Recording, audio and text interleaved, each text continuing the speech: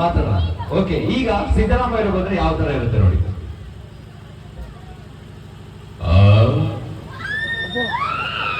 ಯಾವ್ದಿದು ಕಾರ್ಯಕ್ರಮ? ಯಾವನಪ್ಪ LED of ಮಾಡಿರು?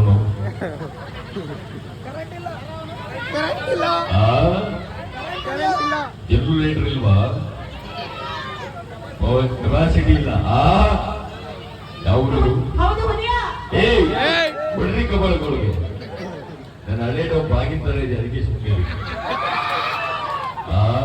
ಅದೇನೋ ಹೌದು ಹೌದು. ಹೇಳ್ರಪ್ಪ, ಇನ್ನೂ ಶೋರಾಗಿ, ಇನ್ನೂ ಶೋರಾಗಿ, ಇನ್ನೂ ಶೋರಾಗಿ. ಹೆಣ್ಮಕ್ಳೆಲ್ಲ ಯಾಕೆ ಸುಮ್ಮನೆ ಕೂತಿದ್ರ? 2,000 ರೂಪಾಯಿ ಬಂದಿಲ್ವಾ? ಬಂದಿಲ್ವೇನಮ್ಮ? ಹೋಗ್ಲಿ, ಬಸ್ಸಲ್ಲಿ ಫ್ರೀಯಾಗಿ ಓಡಾಡ್ತಾ ಇದೆಯಾ?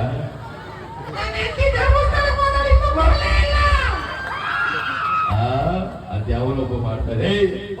ಯಾವ ರಾಜ ಕಳಿಸಿದವನ್ನ ಹುಡುಗರು ಬಂದಿದ್ಯಾ?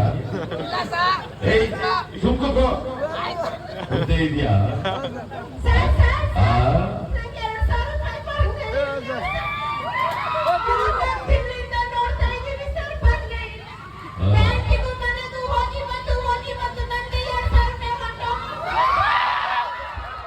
ಅಲ್ಲ, ಆಕ್ಚುಲಿ ನೀನು ಹುಡುಗಿನ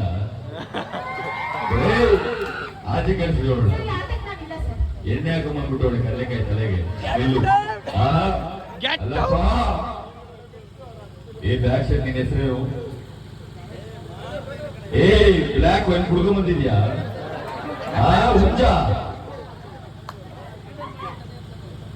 ವರದ ವರದ ಮಿಸ್ಟರ್ ವರದ. ಅಲ್ಲ, ಇದೆ ಏನ್ ಕೇಳ್ಬೇಕು ಅಲ್ರಿ?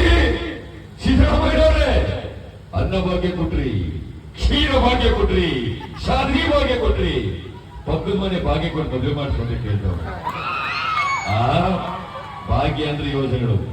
ನನ್ನ ಹಳೆ ನೋವು ಭಾಗ್ಯ ಅಂತ ಹೇಳಕ್ಕಾಗತ್ತಾ? ಶೇಮು ನಿಂತರ ಇರ್ಲಿಲ್ಲ